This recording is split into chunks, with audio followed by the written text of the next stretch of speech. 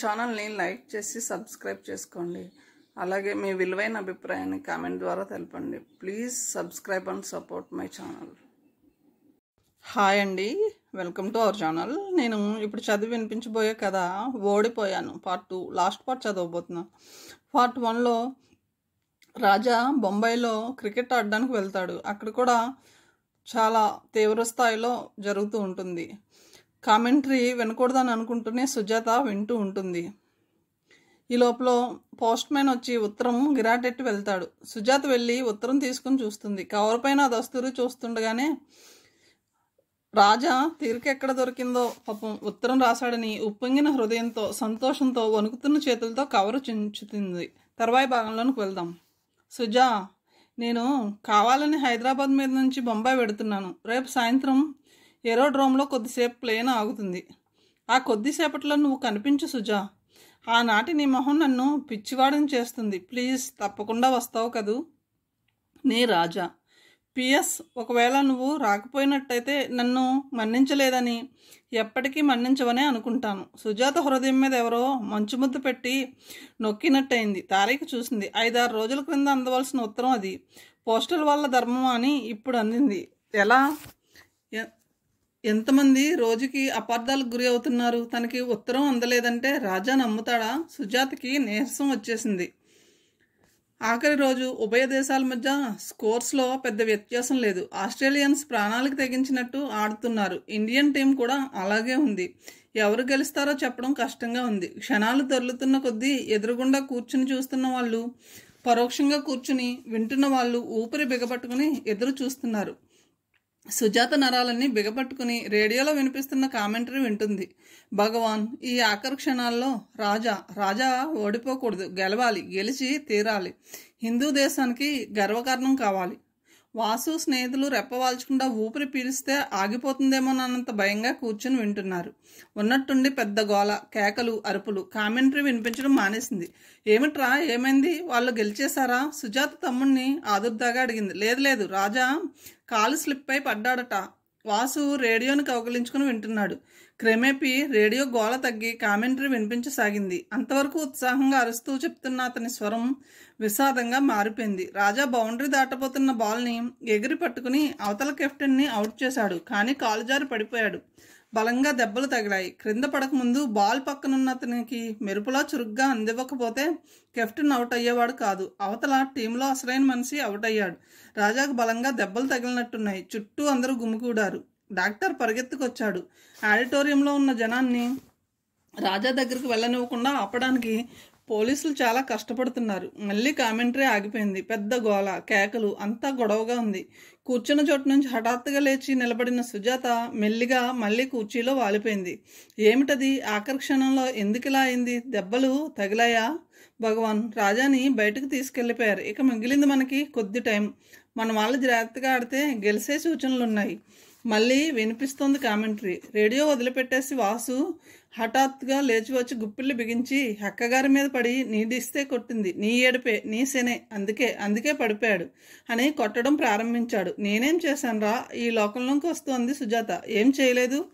ఓడిపోతారని వెధవ జ్యోతిష్యం చెప్పలేదు అనరా వాసు. అను, నా మనసులో బాధ నీకేం తెలుస్తుంది? కళ్ళ నీళ్లతో అక్కడి నుంచి వెళ్ళిపోయింది. గేమ్ డ్రా అయింది. మర్నాడు పేపర్ల నిండా పెద్ద పెద్ద అక్షరాలతో రాజాని గురించి పొగడ్తలు, అతని ఫోటోలు. రాజా కాలికి తగిలిన గాయం అదృష్టవశాత్తు అంత బలమైంది కాదు. కానీ 4 రోజుల వరకు బెడ్ మీద నుంచి లేవలేదు. ఆ పైన ప్లేన్లో హైదరాబాద్ వచ్చేస్తాడు. హాస్పిటల్లో కనీసం 10-15 రోజులైనా ఉండాలి. సుజాత రాజా హైదరాబాద్ వచ్చే రోజు కోసం క్షణం ఒక యుగంలా లెక్క పెడుతుంది. చివరికి ఆ రోజు రానే వచ్చింది. క్రికెట్ బోర్డు ఆఫీస్కి ఫోన్ చేస్తే రాజా ఆరోగ్యం పర్వాలేదని, కొద్ది రోజులు విశ్రాంతి తీసుకుంటే నయం అవుతుందని, హాస్పిటల్లో చేర్చారని చెప్పారు. సుజాత హాస్పిటల్ చేరుకునేసరికి ఇప్పుడు చూడడానికి వీల్లేదు, విజిటింగ్ అవర్స్ సాయంత్రం అన్నారు హాస్పిటల్ వాళ్ళు. నిరాశ చెందిన సుజాత వెనక్కి తిరిగి ఇంటికి వెళ్ళడానికి ఇష్టపడలేదు. ఇంటికి వెళ్ళి మళ్ళీ సాయంత్రం రావాలంటే వీలు పడకపోవచ్చు. తండ్రి ఇలాగని ఏమాత్రం పసిగట్టినా ఇంట్లోంచి అడుగు బయట పెట్టనివ్వడు. అందుకని ఈ 4-5 గంటలు ఎక్కడైనా గడిపేయాలనుకుంది. హాస్పిటల్కి కొద్ది దూరంలోనే ఒక స్నేహితురాలు ఉండాలి. సుజాత ఇల్లు వెతుక్కుంటూ వెళ్ళేసరికి వాళ్ళ ఇంట్లో లేరు. తలుపు తాళం వేసి ఉంది. అక్కడ నుంచి సరాసరి పబ్లిక్ గార్డెన్స్కి వచ్చేసి హెల్త్ మ్యూజియం చూస్తూ అక్కడ ఇక్కడ తిరుగుతూ ఎలాగో కాలం గడిపింది. బస్సు దొరికి సుజాత మళ్ళీ హాస్పిటల్కి చేరుకునేసరికి రాజా గది ముందు హాల్లో పెద్ద క్యూ ఉంది. అలా కూర్చోండి, వరుస ప్రకారం పిలుస్తాం అంది ఓ లావుపాటి నర్సు. కొల్లేరు చాంతాడులా ఉన్న ఆ క్యూని చూసేసరికి సుజాతకి నీరసం వచ్చేసింది. అవును, తనకి శాస్తి జరగాల్సిందే. అసలు రాజాకి తనకి మధ్య దూరాన్ని సృష్టించింది ఎవరు? ఇక్కడ అనేక రకాల వాళ్ళు ఆత్రంగా కూర్చుని ఒక్కసారి అతను చూస్తే చాలని ఎదురు చూస్తున్నారు. తను ఆ లోపలికి వెడితే రాజా అసలు మొహం చూస్తాడా? ఒకవేళ ఎవరో అనుకుని పొరపాటును చూసినామో వెంటనే మొహం తిప్పేసుకుంటే తనేం చేయాలి? ఊరికనే కళ్ళల్లో నీళ్లు తిరుగుతాయి. అందులో రాజా నిర్లక్ష్యంగా చూస్తే, కఠినంగా మాట్లాడుతుంటే భరించడానికి ఎంత శక్తి కావాలి? పోనీలే, అతను ఎంత అసహ్యంగానైనా మాట్లాడిని ఒకసారి చూసి ప్రపంచంలో నాకంటే నీ క్షేమం ఎక్కువ కోరేవాళ్ళు ఎవరూ లేరని చెప్పి వచ్చేస్తుంది. పరధ్యానంగా ఆలోచిస్తున్న సుజాతకి లోపల నుంచి ఖరీదైన నైలాన్ బట్టలో తెల్లగా మల్లెపువ్వుల నాజుగ్గా ఉన్న అమ్మాయి బయటికి రావడం కనిపించింది. అందరి కళ్ళు తన మీదనే ఉన్నాయని గ్రహించిన అమ్మాయి మరింత వయ్యారం వలకబోస్తూ నడిచి వెళ్ళిపోయింది. ఎవరా అమ్మాయి? ఎవరో కుతూహలంగా అడిగారు. ఆ అమ్మాయి తెలియదు, అతని కాబోయే భార్య, మన బలరాం జాగీర్దార్ గారి ఏకైక పుత్రిక. ఓహో అలాగా, నాకు తెలియదు. ఈ మధ్యనే పరిచయం అయింది ఇద్దరికి. దగ్గరలోనే పెళ్ళి అవబోతుందని విన్నాను. కొరడతో చల్లున చరిచినట్లు ఉలిక్కి పడింది. ఆ అమ్మాయిని సరిగ్గా చూద్దాం అనుకునే లోపలే వెళ్ళిపోయింది. రాజాకి ఈ అమ్మాయికి పరిచయం అయింది ఎప్పుడు? అంటే 2 సంవత్సరాల నుంచి ప్రాణానికి ప్రాణంగా మసిలిన సుజాత ఈ ఒక్క చిన్న సంఘటనతో దూరమైపోయినట్టేనా? ఈర్ష్యతో, అవమానంతో సుజాత హృదయం ఇనపగుళ్ళు బిగించినట్టు క్రిందకెక్కడికో కృంగిపోసాగింది. పోన్లే, ఒకసారి ఆఖరిసారి చూసి వెళ్ళిపోతుంది. ఇంకో 6 అయిపోతే తనకి ఛాన్స్ వస్తుంది కదా అని ఆశతో ఓపికగా క్షణాలు లెక్క పెట్టుకుంటూ ఎదురు చూస్తుండగా ఓసారి లోపలికి వెళ్ళిన నర్సు బయటకు వచ్చి, ఇక అతన్ని ఎవరిని చూడనంటున్నాడు, టైం అయిపోయింది, వెళ్ళండి అంది. సుజాతకి మూర్ఛ వచ్చినంత పనైంది. మిగిలిన వాళ్ళంతా మెల్లిగా లేచి వెళ్ళిపోసాగారు. లేచి నిలబడిన సుజాత నర్సు దగ్గరికి వచ్చి, నర్స్ ఒక్క 10 నిమిషాలు ప్లీజ్ అంది. వీల్లేదు, అతను ఇప్పటికే చాలా నీరసపడిపోయాడు. ఖచ్చితంగా తెలిసినట్టు చెప్పింది. పోనీ ఒక్క 5 నిమిషాలు, ఉదయం నుంచి నేను ఇక్కడే ఉన్నాను. ఎవరు ఉండమన్నారు నిన్ను? వీల్లేదని చెప్పడంలా? అంత చూడాలని ఉంటే రేపు అందరికంటే ముందొచ్చి కూర్చో అనేసి నర్స్ మరో మాటకి అవకాశం ఇవ్వకుండా వెళ్ళిపోయింది. ఏం చేయాలో తోచలేదు. ఉసూరుమంటూ వెళ్ళిపోవడానికే నిశ్చయించుకుని ముందుకు అడుగులు వేసింది. ఇంతసేపు అవస్థపడి చూడకుండా వెళ్ళడమా? చూడందే ఇంటికి వెళ్ళదు. వెళ్ళినా నిద్ర పట్టదు. హఠాత్తుగా గట్టిగా నిర్ణయించుకున్న సుజాత గిరుక్కున వెనక్కి తిరిగింది. హాల్లో ఎవరూ లేరు.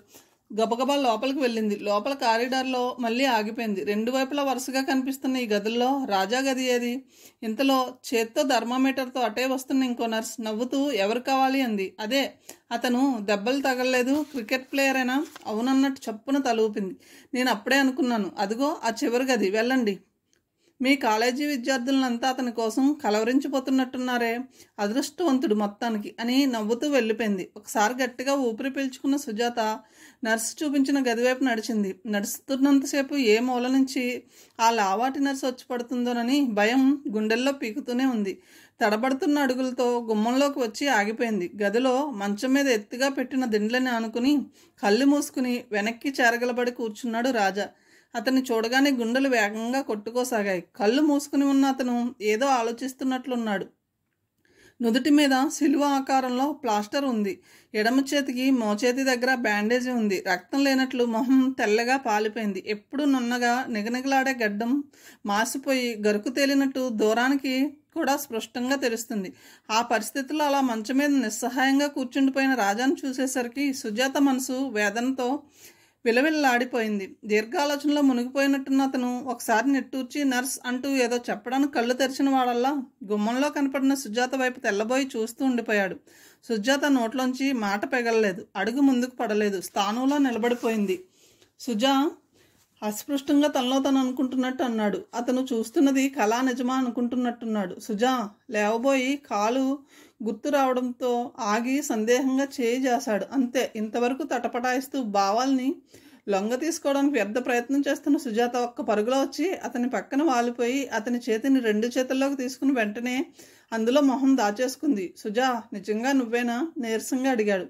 నేనే. హఠాత్తుగా దుఃఖం ముంచుకొచ్చేసింది. నన్ను క్షమించండి అంది. ఎందుకు? ఎందుకెందుకు నేనే. అతని కంఠం కూడా జీరబోయింది. లేచి సరిగ్గా కూర్చో అన్నాడు. సుజాత లేవాలని ప్రయత్నం చేసినా లేవలేకపోయింది. సుజాత, నువ్వు ఇలా వరిగిపోతే 2 చేతులతోనూ లేవదీసి దగ్గరికి లాక్కోవాలనిపిస్తుంది నాకు. అసలే నా మనసు నా వశంలో లేదు. సుజాత మాట్లాడలేదు. అతను చెప్పడం దేనికి? ఆ పని ఎందుకు చేయడు? ఎవరైనా చూస్తే బాగుండదు కూడా. సుజాత సురుగ్గా తలెత్తి నీళ్లు నిండిన కళ్ళతో, ఎందుకు బాగుండదు? ఇప్పుడు మీ పరువు ప్రతిష్టలు అడ్డొస్తాయి కదూ. మీ అభిమానులు ఆప్తులు చూస్తే అపార్థం చేసుకుంటారని భయం కదూ. అంతే, మీరేం భయపడకండి. నేనేం పూర్వపు సుజాతలా మీ మీద అధికారాన్ని చూపించుకోవడానికి రాలేదు అంది. క్షణంసేపు సుజాత కళ్ళల్లోకి లోతుగా చూశాడు రాజా. క్రమేపీ అతని మొహం కఠినంగా మారిపోతుండగా, ఆ సంగతి నాకు తెలుసు, నువ్వు చెప్పక్కర్లేదు అన్నాడు. నాకు తెలుసు. ఇప్పుడు ఎక్కడ చూసినా మీ పేరే. ఎవరి నోటంబడి విన్నా మిమ్మల్ని గురించే. ఇప్పుడు మీకున్న ఆప్తుల్లో సుజాత ఏమూలా? సుజాతకు కూడా రోషం వచ్చేసింది. పాపం, రాజా అంటే ఊరు పేరు లేనప్పుడు వాళ్ళంతా ఎక్కడున్నారో. అప్పుడు వ్యక్తిత్వం గుర్తించడానికి సుజాత తప్ప ఎవ్వరూ లేకపోయారు. ఇప్పుడు ఎక్కడ? హైదరాబాద్లో ఉన్న ఆడపిల్లలంతా నీ మొహం తిప్పేసుకుంటూ అన్నాడు. అవును, మరి నా మొహమే. జాగిద్దారు గారు అమ్మాయితో స్నేహం కలిగినప్పుడు వెంటనే ఇటు తిరిగిన రాజా సుజాత రెక్కపట్టుకుని విసురుగా దగ్గరికి లాక్కుంటూ, మొదలిది చెప్పు, మీ బావతో నీ పెళ్లి స్థిరపడలేదు అన్నాడు కోపంగా.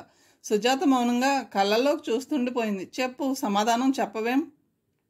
సమాధానం రాలేదు. సుజాత రెక్క వదిలేస్తూ, నాకు తెలుసు, నువ్వేం జవాబు చెప్పగలవు? వెళ్ళు. ఎందుకు వచ్చావు? దెబ్బలు తగిలాయని చూసి నా మొహం మీద నవ్విపోవడానికా అన్నాడు.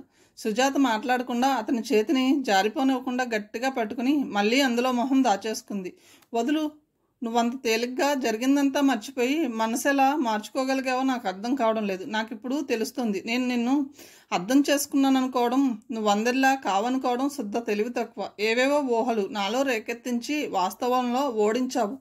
నాకు తెలుసులే. ఆ రోజు అలా హఠాత్తుగా నిగ్రహం పోగొట్టుకుని పశువులా ప్రవర్తించానని నా మీద కసి తీర్చుకుంటున్నావు, అంతేనా?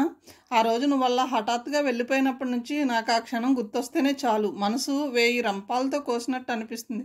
అక్కడికి ఎన్నిసార్లు సిగ్గువిడిసి నువ్వెంత విదిలించేస్తున్నా ఒక్కసారి అవకాశం ఇవ్వమని అడిగాను. మనసారా క్షమార్పణ కోరుకోవాలని ఎంతగానో ఆశించాను. ఎంత చంపినా ఆశ చావలేదు. ఏరోడ్రోమ్కి తప్పకుండా వస్తావని చివరి క్షణం వరకు ఎదురు చూశాను. నువ్వు రానేలేదు. అప్పుడు అర్థమైంది, నువ్వు నన్ను క్షమించలేదని, శిక్ష విధించడానికే నిశ్చయించుకున్నావని. లేదు, నన్ను క్షమించండి. నాకు ఆ ఉత్తరం చాలా ఆలస్యంగా అందింది. రాజా సుజాత మాటలు వినిపించుకునే ధోరణిలో లేడు. అప్పుడు కూడా అంతే. పబ్లిక్ గార్డెన్స్లో నా పక్కన శ్యామలని చూసి, నాకు అవన్నీ చెప్పొద్దు, మీరేం సంజాయిషి ఇవ్వనవసరం లేదు. ఎందుకు? ఎలాగూ మాధవం చేసుకుంటున్నావు కాబట్టి అనవసరం అంటావా? మీరు పొరబడుతున్నారు. నన్ను అర్థం చేసుకోవడం లేదు. నువ్వు నన్ను బాగా అర్థం చేసుకున్నావుగా, చాలే. రాజా చెయ్యి విదిలించుకున్నాడు. నన్నేమీ అనకండి, నేను వచ్చాను అంతే. వచ్చావులే, పాపం దెబ్బలు తగిలాయని సానుభూతి చూపించడానికి. థ్యాంక్స్. నీ సానుభూతి నాకేమీ అక్కర్లేదు. వెళ్ళు. ఓ అరగంట ఆలస్యం అయితే మళ్ళీ మీ బావ ఏమైపోయావోనని కంగారు పడి వెతుక్కోవచ్చు. అంత దుఃఖంలోనూ సుజాతనికి అతని ఈర్ష్య చూస్తుంటే నవ్వొచ్చింది. నా ఇష్టం వచ్చిన చోట ఇష్టం వచ్చినంతసేపు నేను ఉంటాను. కాదనడానికి అతనెవరు మధ్య? కాబోయే భర్తగా మాత్రం అధికారం లేదనడానికి నువ్వెవరు మధ్య? అదేం లేదు. నాన్నగారు నన్ను అతనికి ఇవ్వాలనుకుంటున్న మాట నిజమే. కానీ నాకు ఇష్టం లేదు. నా ఇష్టాన్ని వాళ్ళు కాదంటే కట్టు బట్టలతో మీ దగ్గరికి వచ్చేస్తాను. మీరెప్పుడూ కాదనకండి. అయ్యో పాపం, ఒక్కగానొక్క కూతురివి. అలా చేస్తే మీ నాన్న పరువు ప్రతిష్టలు ఏమైపోతాయి? వ్యంగ్యంగా అన్నాడు. మీరేం హేళన చేసినా సరే అవేమీ నాకు ఆనందాన్ని కలిగించలేవు. వాటి కోసం మిమ్మల్ని పోగొట్టుకోలేను. నాకు ఇన్ని రోజుల నుంచి మనశ్శాంతి లేదు. నేను ఓడిపోయాను. నన్ను వెక్కిరించకండి. నాకు కావాల్సింది మీరు. ఎలా మార్చుకోగలిగావు మనసుని? ఆచరణలో పెట్టే ధైర్యం లేదుగా. ఓడిపోయానని చెప్పడంలా అంతేనా? లేక ఇప్పుడు నాకు మీ నాన్నకి మించిన పరువు ప్రతిష్టలు లభించాయనా? సుజాత వెంటనే తలెత్తి చూసింది. దెబ్బతిన్నప్పుడు గిలగిల్లాడే పక్షిలా కళ్ళు రెపరెపలాడినాయి. నెమ్మదిగా రాజా చేతిని వదిలేస్తూ, నిజం, నేను ఆ మాట మర్చిపోయాను. మీ పరువు ప్రతిష్టలు మీరు ఉంచుకోండి. నా పూర్వపు రాజాని నా గుండెల్లో భద్రంగా దాచుకుంటాను అంటూ లేచి నిలబడింది. సుజా, నిజమే, మిమ్మల్ని చూడాలనుకుని వచ్చాను, చూశాను, వెడతాను ఇంకా. కానీ ఈ ప్రపంచంలో నాకంటే ఎవరు ఎక్కువగా మీకు క్షమం కోరరు. రాజా నిశ్శబ్దంగా ఎర్రబడిన సుజాత మొహంలోకి చూస్తుండిపోయాడు. ఇంతలో గదిలోకి ఎవరో వచ్చారు. హలో, శాము, రారా ఆనందంగా పిలిచాడు రాజా. సుజాత గిరుక్కున వెనక్కి తిరిగి చూసింది. వెంటనే తెల్లబోయింది. శ్యామలతో పాటు మాధవరావు కూడా లోపలికి వచ్చాడు. బావా? సుజాత ఆశ్చర్యపోయింది. బాసింది, నువ్విక్కడ? మాధవ మాటల కోసం తడుముకుంటున్నాడు. రాజా, ఇతనే మాధవరావు. నేను చెప్పలా? శ్యామల పరిచయం చేసింది. ఏమిటి రాజా ఆశ్చర్యంగా కుతూహలంగా చూస్తుండిపోయాడు. మాధవ ఈ పరిచయాలు గొడవ పట్టించుకోకుండా సుజాత దగ్గరికి వెళ్ళి 2 చేతులు పుచ్చుకుని, బాసింది, పొరపాటు అయిపోయింది, క్షమించాలి. నేను అసలు హైదరాబాద్ వచ్చింది శ్యామల కోసం. హఠాత్తుగా మావయ్య మన ఇద్దరి పెళ్ళి అనడం చూసి నాకు కంగారుతో మతిపోయింది. ఎన్నిసార్లు నీకు ప్రయత్నం చేసి కూడా చెప్పలేకపోయాను అని శ్యామలతో, శ్యామ నా మరదలు సుజాత అన్నాడు. శ్యామల నవ్వుతూ ముందుకొచ్చి, తెలుసు, ఆ రోజు పబ్లిక్ గార్డెన్లో చూశాను అంది. ఏ రోజు అన్నాడు మాధవ. అదే, ఆ రోజు రాజాతో నీ గురించి చెప్పానని చెప్పలే. అనుకోకుండా రాజా కళ్ళు సుజాత్తో కలిసినాయి. మళ్ళీ వెంటనే ఇద్దరు చూపులు తిప్పేసుకున్నారు. మాధవ్ మళ్ళీ సుజాత చేతులు అందుకుంటూ, మావయ్యతో ఎలా చెప్తావు, అంతా నీదే భారం సుమా, మళ్ళీ అమ్మదాకా వెళ్తే ఏమైపోతుందోనని నిన్ననే రిజిస్టర్ మ్యారేజ్ చేసుకున్నాను బాసింది అన్నాడు దీనంగా. శ్యామల మాధవ్ చేతులు లాగేస్తూ, అంత కంగారు దేనికి, అదేదో వాళ్ళిద్దరూ చూసుకుంటారు అంది. ఏ ఇద్దరు? మాధవ్ ఆశ్చర్యపోయాడు. కనిపించడంలా అంటూ రాజాని వేలిపెట్టి చూపిస్తూ, మీ మరదలు ఇప్పుడు ఇక్కడికి ఎందుకుందనుకుంటున్నావు అని క్రీగంట సుజాతను చూస్తూ, బహుశా మీ మామయ్యకి ఇది కూడా తెలిసి ఉండదు అంది. సుజాత పెదవుల మీద తిరిగి నవ్వు తొంగి చూసింది. వాట్, నిజంగా? క్షణం సేపు తీవ్రంగా ఆశ్చర్యపోయిన మాధవ్ వెంటనే రాజా చేతిని అందుకుంటూ, నిజంగా అన్నాడు. సందేహం లేదు, మీ మరదలు నేను 2 సంవత్సరాల నుంచి ప్రాణ స్నేహితులం నవ్వాడు రాజా. మాధవ్ వెంటనే పక్కనున్న కుర్చీలో కూలబడుతూ, హారదేముడా శ్యామ, నాకు ఈ సంగతి మాట మాత్రం తెలిసిన తిండి బాధ గురించి తప్పేది కాదు అన్నాడు. అంటే ఏమిటి? ఏం తిండని చెప్పను, అన్ని రకాలు, చివరికి డోకు వచ్చే చలిమిడి కూడా. అబ్బా, అది గుర్తుకొస్తే ఇప్పుడు కూడా వాంతి వస్తుంది. మాధవ్ మొహం వికృతంగా పెట్టాడు. శ్రోతలు ముగ్గురు నోరు తెరుచుకుని వింటున్నారు. నా అవస్థ ఏమని చెప్పను. సుజాతకి నా మీద అసహ్యం పుట్టించాలని తిండిపోతలా ప్రవర్తించాను. ఏ వేళప్పుడు ఏ బట్ట తీసుకోవాలో తెలియని చెమటలా మొహం పెట్టాను. పొట్టి భయస్తుల్లా నటించాను. తిండి విషయంలో తప్ప ఇంకోటి మాట్లాడడం రాని మూర్ఖుల్లా మెసిలాను. అబ్బా, 2 రోజుల నుంచి ఒకటే కడుపు నొప్పి. బాధగా పొట్ట రాసుకున్నాడు. అందరిలోకి ముందుగా సుజాత పక్కుమని నవ్వేసింది. శ్యామల సీరియస్గా చిరునవ్వు చిందించింది. రాజా కళ్ళ ముందున్న సందేహపు తెరలు తెగి కింద పడ్డాయి. అతని కళ్ళకి సుజాత ఎప్పటిలా ప్రపంచంలో అన్నిటికంటే ప్రియాతి ప్రియంగా కనిపించసాగింది. కొద్దిసేపైన తర్వాత ఆ మాట ఈ మాట చెప్పి వాళ్ళిద్దరూ వెళ్ళిపోయారు. సుజాత మొహంలో ప్రసన్నత వాళ్ళతో బాటే వెళ్ళిపోయింది. పరధ్యానంగా నిలబడి శూన్యంలోకి చూస్తూ ఆలోచిస్తూ ఉండిపోయింది. రాజా కంఠం వింటూనే మనసులో ఉలిక్కి పడింది. ఆ పిలుపులో ఆప్యాయతకు మించిన ఆదుర్దాకు మించిన ఆప్యాయత పోటీ పడుతున్నాయి. వెంటనే ఈ లోకంలోకి వస్తూ వెడతాను అంది రాజా చప్పున కంగారుగా పమిట కొంగను గట్టిగా పట్టుకున్నాడు. వెళ్లే ముందు ఒకటి అడుగుతాను, చెప్పండి. ఆ రోజు నేను అలా నోరు పారేసుకున్నానని మీరెలా? వాక్యం పూర్తి చేయలేకపోయింది. లేదు లేదు, అయినా నేను ఓడిపోతానని కదా నువ్వంది. గెలిచానుగా. అప్పుడు అనుకున్నాను నువ్వు మనసారా ఆ మాట అనలేదని. అక్కడ ఆ సమయంలో నువ్వు లేని లోటు నాకెంతో అనిపించింది. ఉంటే పైకెత్తి గిరగిరా తెప్పి చూసావా? నీ కన్నీళ్ళు శాపం కాలేదంటే మనసులో నువ్వు నా క్షేమం కోరుతున్నట్టే అని చెప్పాలనిపించింది. సుజాత కళ్ళల్లో గిర్రను నీళ్లు తిరిగాయి. ఒక్కసారి వెళ్ళి అతని చేతుల్లో వాలిపోయి నిజం అని చెప్పాలనుకుంది. బలవంతాన శరీరంలో ఉన్న శక్తినంతా కూడదీసుకుని నిగ్రహించుకుంది. నువ్వు కూడా నాకు ఇది చెప్పు. ఆ రోజు నేను అలా పశువులా ప్రవర్తించానని నీకు బాధగా లేదు అన్నాడు రాజా. సుజాత లేదన్నట్టు తలుపుతూ, నా మాట కాదని నిర్లక్ష్యంగా వెళ్ళిపోయారన్న కోపం తప్పితే నాకేం లేదు. చిన్నపిల్లలు చెప్పిన మాట వినకపోతే తల్లి ఒకటి చరుస్తుంది. అంత మాత్రాన తల్లికి ఆపేక్ష లేదని అనగలమా? చటుక్కున రాజా ముందుకు వంగి సుజాత చేతిని పట్టుకుని బలంగా తన వైపు గుంజుకున్నాడు. యథాలాపంగా నిలబడిన ఆమె అనుకోకుండా అతని చేసిన ఈ పనితో తూలి వచ్చి మంచం మీద పడింది. వెంటనే భుజాల చుట్టూ చేవేసి దగ్గరకు లాక్కున్నాడు. ఇద్దరు కళ్ళు కలుసుకున్నాయి. రాజా కళ్ళు కాంతివంతమైనాయి. ఇంత అర్థం చేసుకునే అమ్మాయేనా అంత పెంకగా మాట్లాడి నన్ను రెచ్చగొట్టేది? అంత ప్రేమించి ప్రాణంగా చూసుకున్న మీరేనా ఇలా పౌరుషంగా మాటలు విసిరేది? రాజా వెంటనే సుజాత తలని గుండెలకు హత్తుకుంటూ, మాటలు కాక మిగిలింది ఏమిటో చెప్పు మరి. ఆ రోజు అంతా అయిందని నా మీద కాస్త నువ్వు మాధవ్ని చేసుకోవడానికి ఒప్పేసుకుంటున్నావేమోనని నాకు భయం ఈర్ష్యతో మతిపోయినట్టయింది. నీ మాట కాదన్నందుకు నేనెంత మదన పడ్డానో నీకెలా తెలుస్తుంది? అవును ఒక్కటి ఆలోచించు. నీ మాట కాదనే సాహసం లేక నేను మానేశాను అనుకో, నా బదులు ఇంకో అతను సెలెక్ట్ అయ్యేవాడు. పేపర్లో వార్తలు చూసినప్పుడల్లా, రేడియోలో కామెంటరీ విన్నప్పుడల్లా దీనికి అంతటికీ కారణం నువ్వే అనిపించేది. అసహ్యం వేసేది. నువ్వప్పుడు నా ఆలోచనల్ని ఆశయాల్ని పంచుకునే ఆత్మీయురాలివిగా కాకుండా నా కళల్ని నాశనం చేసే రాక్షసులా, నా కాళ్ళకి పెనవేసుకున్న బంధంలా కనిపించేదాన్ని. నువ్వంటే విసుగు పుట్టేది. ఇప్పుడు వెళ్ళాలన్న మాటే గాని మనసంతా నీ దగ్గర ఉంది. రాజా జేబులు తడుముకుని జేబురుమాలు పైకి తీసి చూపిస్తూ, ఇదిగో చూడు, ఆ రోజు పారేసుకుని వెళ్ళావు. దీన్ని ఎంత భద్రంగా దాచుకున్నానో. ఒక్క నిమిషం కూడా దీన్ని వదలలేదు. ఇప్పుడు చెప్పు, నేను చేసింది మన ఇద్దరికీ మంచిదేనా కాదా అన్నాడు. మీరెంత వివరంగా చెప్తే నేను ఎందుకు కాదంటాను? అతని షర్టుని గుండెల దగ్గరికి పట్టుకుంటూ అంది. తమరింత సావకాశంగా వినే అవకాశం ఇవ్వాలి కదా అంటూ సుజాత జుట్టు సరిచేస్తూ, సుజా, ఈ ప్రపంచంలో మగాడు పొందబోయే అన్నిటిలోకి స్త్రీ హృదయం అత్యుత్తమైనది, సాటి లేనిదని మాకు తెలుసు. కానీ ఆ గుర్తింపుని మీ ఆడవాళ్ళు బలహీనత కింద తీసుకుని దాంతో మా కాళ్ళని బంధించాలని చూడకూడదు. మా ప్రపంచంలోకి మమ్మల్ని స్వేచ్ఛగా వెళ్ళిపోనివ్వాలి అన్నాడు. సుజాత చప్పున అతని గుండెల్లో మొహం దాచేసుకుంది. చాలాసేపటి నుంచి నిగ్రహించుకుంటున్న కన్నీరు కాలువలు కట్టసాగింది. రాజా నిశ్శబ్దంగా పొడిపొడిగా వదులుగా ఉన్న సుజాత జుట్టులోకి వేళ్లు పోనిచ్చి నిమురుతూ ఉండిపోయాడు. కొద్దిసేపు అయిన తర్వాత, ఇందాక నువ్వన్న మాటలన్నీ మనస్ఫూర్తిగా అన్నవేనా సుజా అన్నాడు జీరబోయిన కంఠంతో. అతనికి అసలు సుజాత స్పర్శతోనే తన శక్తి అంతా ఇమిడి ఉన్నట్టు అనిపిస్తుంది. ఏ మాటలు? నా కోసం మీ నాన్న వాళ్ళని కాదని కట్టుబట్టలతో వచ్చేయడం. కాదు, అబద్ధం రోషంగా అంది. రాజా నవ్వేశాడు. పోన్లే, నాకు అబద్ధాలే నిజాలుగా కనిపిస్తున్నాయి. కానీ నువ్వు నిజంగానే నా కోసం అలా వచ్చేస్తే ఆ క్షణం నుంచి నీ సుఖం ముఖ్యం. నువ్వు కాదన్న పని ఏదీ చేయను.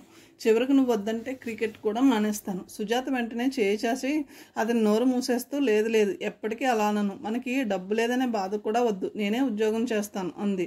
నా పిచ్చి సుజా, కట్టుకున్న భార్యకి అన్నం పెట్టలేని అసమర్థుని చేసుకుంటావా నువ్వు?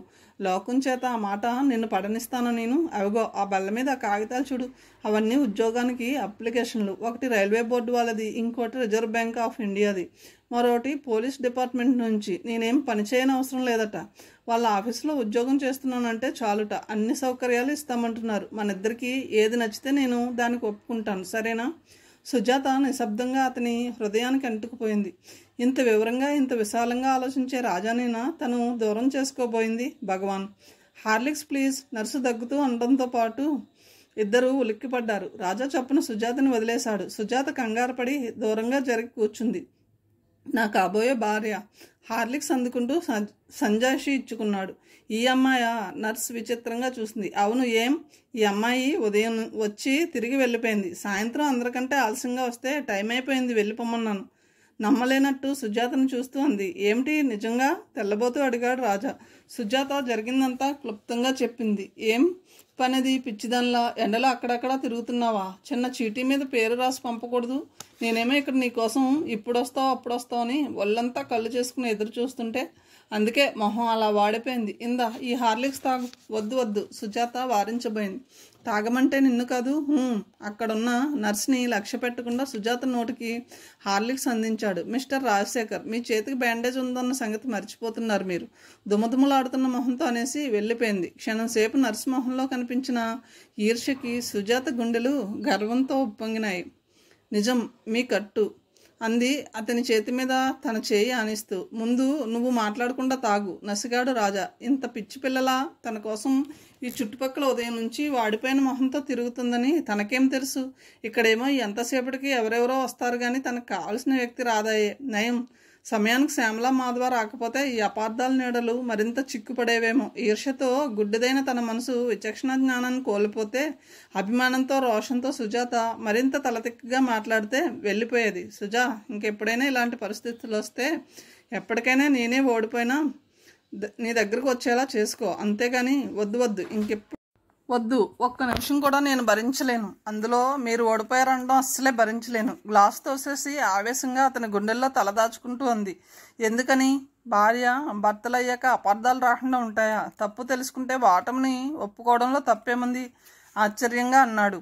సుజాత అడ్డంగా తల తిప్పుతూ, మీరు ఓడిపోయారు అనడం నేను సహించలేను. చివరికి నా దగ్గరైనా సరే అంది. ఎందుకని? క్షణం క్రితం నిశ్చితంగా నిగర్వంగా నువ్వు ఓడిపోయావు అనేసావు. నా మాట వేరు. లేదు సుజా, లేదు. హృదయాలు కలిసిపోయి ఆత్మలే ఏకమైన చోట గెలుపు ఓటమి ప్రసక్తే లేదు. నేను గెలిస్తే నువ్వు గెలిచినట్టే, నువ్వు ఓడిపోతే నేను ఓడిపోయినట్టే. అది మాటలతో మనం చెప్పుకోనవసరం లేదు. అతని కను కొలకుల్లో నీళ్లు నిలిచాయి. క్షణంసేపు అతని కళ్ళలోకి చూస్తుండిపోయిన సుజాత మెల్లిగా అతని గుండెల్లో తలదాచుకుంది. రాజా చేతులు చాలాసేపటి వరకు సుజాత వాడిపోయిన మొహాన్ని, చెదిరిపోయిన జుట్టుని నిమురుతూ ఉండిపోయినాయి. కథ సమాప్తం అండి. తిరిగి మరొక మంచి కథతో కలుద్దాం. Thank you.